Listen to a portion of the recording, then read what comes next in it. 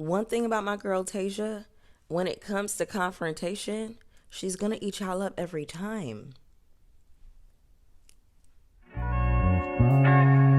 just let me know, but they show no affection. Didn't say you found it, but she's still gonna hold on. Didn't say you found it, but she doesn't want. What's up, everybody? It's your girl Bonnie Scotch. Thank you so much for clicking on my video. I wanted to bring you a recap slash review of Martha's Vineyard Summer House. This is season 2, episode 8. All right, so we are coming down to the season finale, and I'm really sad about it because y'all know I love this show and I really want everybody to get on board with watching it, but we'll see how it shakes out. Anyway, before I get into this episode, go ahead and hit the like button for me. When you hit the like button, not only is it a free way to support my channel, but it also lets YouTube know that I'm here and that you all are rocking with your girl's commentary. So YouTube starts to shoot my content out to other viewers just like you, an audience who ordinarily would not get an opportunity to connect with my channel. That being said, let's go ahead and just jump right in. Now, we start this episode with Bria and Simon fighting about this flamingo outfit. I'm going to say everything that I need to say about Bria and Simon all in one bit. I'm going to condense it because they have a later conversation and I just want to take care of it right now. So I'm very confused. And here's the thing. I know that it's bigger than the flamingo outfit. I think what it is that she's embarrassed. But what's very strange to me about this whole breakup and her, threatening to break up with him, over this flamingo outfit is just wild to me when it's like, girl, you should have broke up with him when you realized he wasn't going to have your side when it came to racist family members and friends of his. If you can't even stand up for your girl in those situations and see that she's being bullied and take her side and validate her feelings, what relationship do we have here? That is that's the least of what you could do. I don't know. That's just weird to me. I don't get why you want to be with a man that, listen, it's already bad enough as a black woman, like just walking through the world as a black woman, but like, my expectation in my partnership is that you will always have my back in those situations. Like, I expect you to be trained to pick up on microaggressions as well as direct and overt racism if you are, a white person or another person of a different race that is dating somebody black. I don't know, that's just me, but I think this is really ridiculous. Bria calls her mom, and Bria's mom sounded really level-headed. She didn't feed into any of Bria's mess. This conversation between Noelle, Shanice, Nancy, and Bria. I'm so confused as to why these girls are talking to Nancy in the first place. Are the recipes being passed down? Because it was always my thought, always my assumption that you don't spill tea with people that you don't know. I don't know. That's just me. Like, I could see if I'm in the scene and they're talking to her about it, I'm just sitting there quiet the whole time. That's how I move. Like, girl, I don't know you. Why am I saying anything to this girl that I just met days ago about very serious situations that are going on in the house among this group, among the housemates? You're not a part of the house. Why should she know that? I don't know. I even like playing this up for TV for me, like I wouldn't do that. I wouldn't do it in any scenario or situation. So Bria, we know that Bria is different.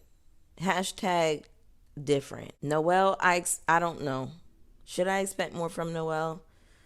I'm not sure. I like Noelle, but Noelle has already done I'm not going to go backward. I'm not going backward with Noelle. I like her, but I just don't get why she would do this. Shanice, I was like, girl, why are you piping up? Because just a couple of nights before, She was pulling out her titties and shaking them in front of Nick's face, shaking her ass in front of his face, twerking in front of him. You weren't so concerned about him having a girlfriend then. And while we're on the topic of making people uncomfortable, Shanice, let's be very real for a second. If you were a man that were running around the house always taking their clothes off and shaking their dick and shaking their ass in everybody's face and throwing their pecs around and everything like that, that would be considered sexual harassment. You do realize that, right? I never once saw Shanice ask anybody their consent to be shaking her ass around in their face or her titties. But now all of a sudden there's concern. Miss Shanice, who was just talking about, oh, Nick is my baby daddy, I'm trying to F, when he had on like the tattoo, the faux tattoos. Now all of a sudden you're uncomfortable, Shanice? I'm sorry, you girls are fake. It's so fake. And I just feel like y'all are not really uncomfortable around Nick. And listen, I would never ordinarily take that stance, and I hate that I feel like I'm having to defend a man, because y'all know that is not my ministry. That is not my bailiwick. I do not go up for these niggas like that. I really don't. I like Nick. He's my favorite guy of the house. I'm going to call him on his bullshit when I see it. This is weird. Is it Uchiwali or One Mike? Is it Headsprung or Love You Better? You got to pick a side, ladies. They don't strike me as they are uncomfortable around Nick. Bria says that we'll get there. I'll cover that towards the end of the episode. Oh, Nancy brings up that Nick was dancing around socializing while Tasia was elsewhere. These are his friends. What's the expectation? Nick is not in jail like Amir. Nick, there's no imprisonment within his relationship with Tasia. We'll talk about that later. It seems like they have their own setup and it works for them. And I'm going to touch on that a little bit later. But anyway, Nina volunteers to bring the bone back to Tasia for whatever reason. She's like, oh, it's my friend, girl code. Let me stop you right there. Gert! You girls play very fast and loose with the word friend. With friendship, with the term friendship, period. You do. Just because you go on a couple of double dates with a bitch does not a friend make. You went on a couple double dates with Tasia and now all of a sudden y'all are friends? And you feel like you can go and tell her some shit about her man? They're on a show. My thinking, if I'm Naranha, right? My thinking is that, okay, I just met this girl. She's really cool. These things happen. It's a show. It'll come out. It ain't my place to tell it. That's me. I feel like people are going to say, oh, she's carrying the mess. It's good for the show. But you don't always have to be messy to be good for the show. I'm sorry, whatever happened to personality? How did carrying a bone become a personality trait? And why don't we expect more from our reality TV stars? Why does her personality not shine through at all? She only cares about being messy, and she's extremely insecure. Is it good for TV in a sense that we have somebody to drag? Sure. But I don't think that I necessarily need that for reality TV to be interesting. Anyway, I don't want to go too off track. Also, my thing is, Nina wasn't even there for all of these things that are happening that she is wanting to comment on and go and carry a bone back to Tasia. Girl, you were not there. This is secondhand information. So even if you have a conversation, it would be like, I heard, and it'd be like, okay, but were you there? Are you a witness? So why are you feeling like you need to tell me? If anything, whoever feels uncomfortable needs to have that conversation with Tasia. You don't need to be the bridge for this potential conversation to happen.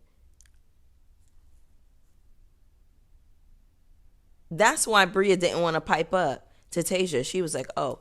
And you know why she didn't want to pipe up to Tasia? Because Tasia already cracked her face last season.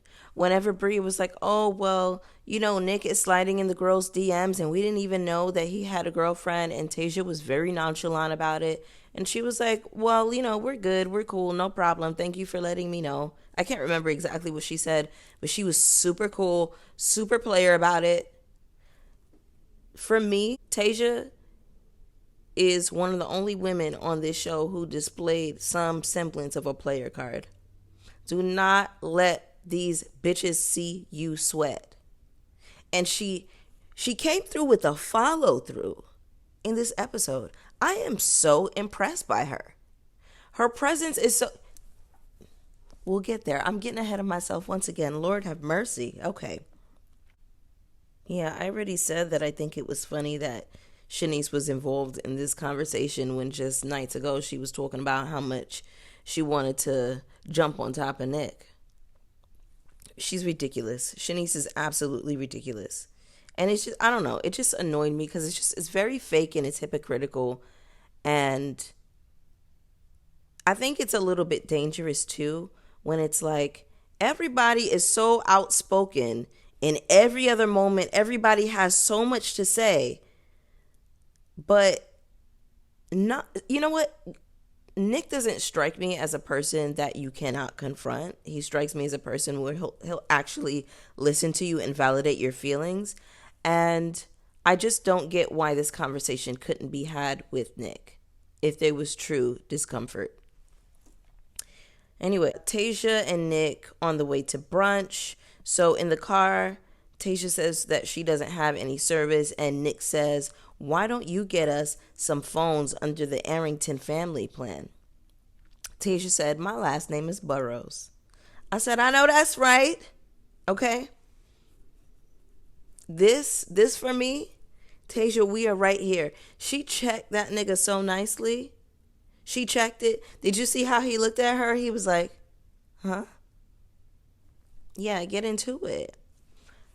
I don't have your last name, bruh, so I don't know what you're talking to me about. Why would you even say that? And that's the thing. You got to check these men at these moments when they slip up and they start to get too comfortable.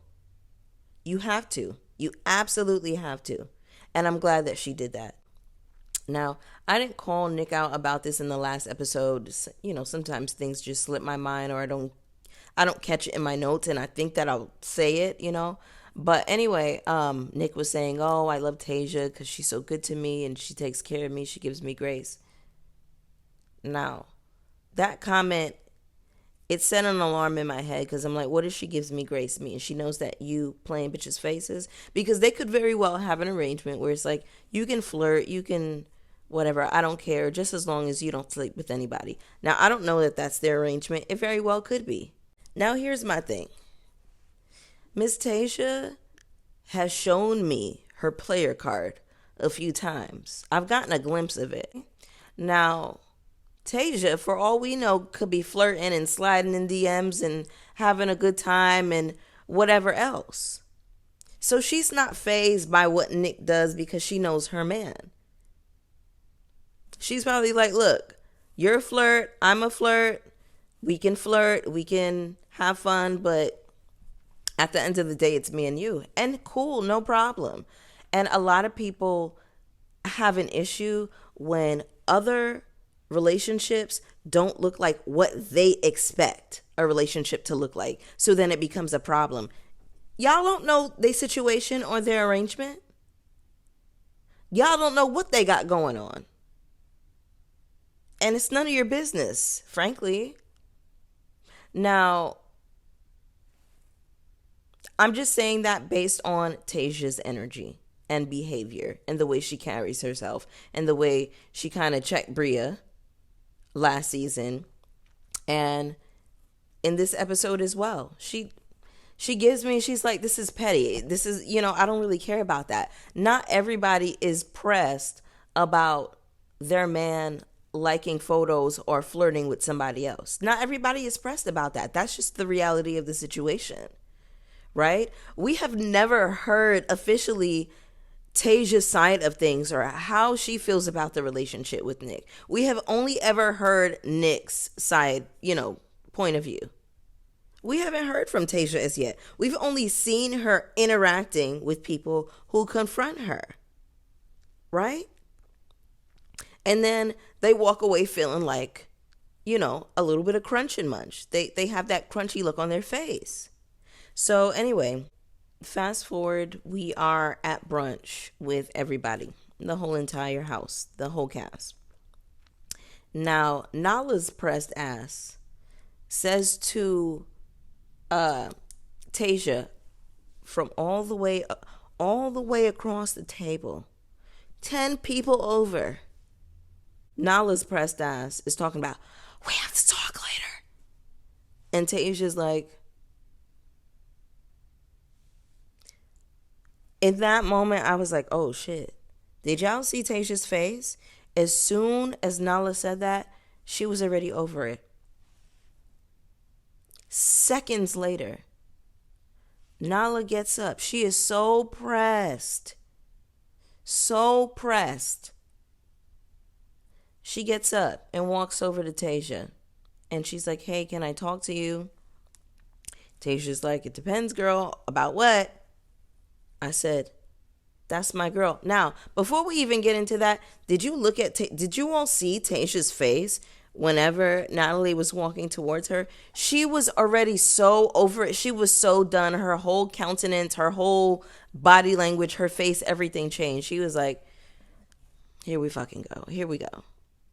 She already knew, right? She clocked it. Something about Tasia strikes me as like she's got like some Libra in her chart, because she knows how to get out of situations, but it still cuts. It's still cut. She knows how to get out of situations in a diplomatic way, but you still gonna feel it cut your ass. And that's what Natalie felt. And we're gonna get there. Tasia's like, it depends on what you want to talk about. Natalia is like, well, I just want to bring you some information before it gets to you. And Tasia says, well, I'm about to leave, girl, so you don't have to. A woman after my own heart. Now, Tasia is quiet. She doesn't say a whole lot. But when she is in a scene, when confronted, she eats down. This was so brilliant. This was some of the most classy, calm, and cool player ass, sit your ass down, lay your ass down, bitch, that I've ever seen in my life. Now, we could tell that Tasia was a little bit irritated, and she had every right to be. Nick was irritated. I didn't even like how Natalia was touching her hair and then she touched Nick like this. I was like, why are you touching them? Then we have Amir coaching, mind you, Natalia feels crunchy because she didn't get a chance to, create her scene the way she wanted to, stir up some mess. Then she's upset. She's telling Amir, well, I don't want to be seen as the problematic, messy girl. Well, you should have thought about that. You didn't think about that when you were carrying a bone with Donald and Preston and Noelle and Shanice and everybody else in the house. You never thought of that. But when Tasia shut it down, now all of a sudden you don't want to be seen as the messy and problematic girl. Oh, okay, Miss Thing. Your tea has been clocked. I got your number, huzzy. I got your number, huzzy. Amir is coaching Natasha on what to say. And Amir, you wouldn't have to coach your girlfriend on what to say if they were really friends. These girls are not friends. What you need to say to this woman that you allegedly love, you need to have that real moment with her and be like, I love you, but this was out of order. As a matter of fact, you should have stopped her from doing that in the first place. This is not girl code. They're not friends, sweetie. This is mess code. This is fuck shit code. And can somebody please explain to me, when did it become girl code to walk up to a bitch while she's having brunch in front of a group of people, mind you, to air some shit out about her man? When did that become girl code? You don't know nothing about girl code, Amir, because you're not a girl. Now Nellie is frustrated that she's being seen as messy and problematic. She's walking around being huffy. She got an attitude in the car. Girl, y'all really be mad about the storms in y'all lives that y'all create. You could have just sat there and ate your taco. Now all of a sudden you don't want to talk about it, but you wanted to talk and carry a bone all over the house. Now all of a sudden you're silent. That's very interesting to me. No, you should be speaking up. You should be piping up. But it's that you feel like a clown now because Tasia put a wedge in your plans to be a messy cunt. You thought you was going to eat that, but Tasia is the one who really ate you up. Preston and Nick are talking in the kitchen, and Preston wants to know how all this shit got to Natasha. Now, I said the same thing whenever Bria was in the room with Natasha in the last episode. I said the same thing, Preston. I would have had the same questions, honey. We are usually on the same page, me and Preston, okay? Why Noelle, Shanice, and Bria thought it was okay to talk to this girl. Y'all don't even know her. Once again, it was absolutely ridiculous. Nick tells Noelle, look, I know you want to be included, but what you're doing is actually effed up. And Noelle's face looks a little bit cracked. And it's like, girl, no, you didn't accuse him of anything, but you participated in a very messy conversation. And then when you realized that Natalie was going to carry it back, you wanted to take your hands out of it. If you weren't going to keep it at girl talk, you should have left it at girl talk with Shanice, Bria, and what's her name? Oh, no, Shanice and Bria. You should have just left it at that. You don't include somebody that you don't know because you don't know how they move. That's girl talk 101 to me. Anyway, then we have Noelle saying, if you're not guilty, why are you so mad? It's not about being guilty in this situation. The fact of the matter is that he does not want something like this spreading. Something about him being a handsy, creepy guy spreading. It could malign his reputation. I just feel like sometimes a person doesn't know that something is making you uncomfortable, and you just have to like say it very plainly. Shanice is saying that Nick has wandering eyes, but just the night before, she was all over him talking about being my baby daddy. Whatever, girl. I think that Nick is especially hurt by Bria being a part of this conversation because if you all remember, throughout a lot of season 1, Nick would go and check on Bria. He would bring her food whenever she would get into arguments with the house and kind of isolate herself. Like, Nick he's very sweet with Bria. He actually really is. And their banter in the car, I really didn't take that as him flirting. And them being on the boat and her twerking. I really didn't take that as flirting. I didn't. But I think it would have been up to her as a friend to go and tell him, hey, that made me uncomfortable. Can you not make comments about this or, about my butt, about I got a dunk. But then she's telling him, oh, you got to take me to Nobu. He's like, no problem. I'm thinking friends can go to restaurants together. Like, what's the big deal? Now, I didn't remember this while I was recording, but I just remember this may have been a few episodes ago that Bria literally asked Nick if he would be her sleep support. And the way she explained it, sleep support is when people take a nap together in the bed. Meanwhile, she got a boyfriend and she know that Nick has a girlfriend. But it wasn't a problem then when you were flirting with Nick. Anyway, Alex pipes up on Nick's behalf and says it's wrong for y'all to have all these side conversations without bringing it to Nick. And I agree with that. I believe in setting boundaries. I really, really do. I believe in speaking up. And again, y'all speak up at any other time for any other confrontation. So I'm just confused. And I think that the women are not realizing that this could affect Nick's reputation because I think that they look at him like a square and I think that they don't respect him. I think that's what it is. But they just give me that they don't respect Nick in general. Tasia's here. If it was really that serious, y'all would have went to the girl and told her. But again, they messed up including Naranha in that conversation. Anyway, that was the episode, you all. Go ahead and drop down in the comments. Let me know what you thought about it, and I will see y'all for the next one. Peace.